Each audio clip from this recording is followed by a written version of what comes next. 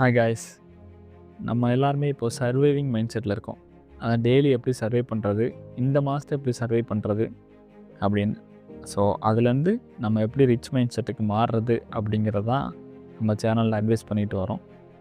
So அது நான் ஒவ்வொரு ஸ்டெப் பை ஸ்டெப்பாக ஒவ்வொரு வீடியோவில் உங்களுக்கு சொல்லித்தரேன். எப்படி சர்வைவிங் மைண்ட் செட்லேருந்து ரிச் மைண்ட் செட் மாறுறது அப்படிங்கிறத.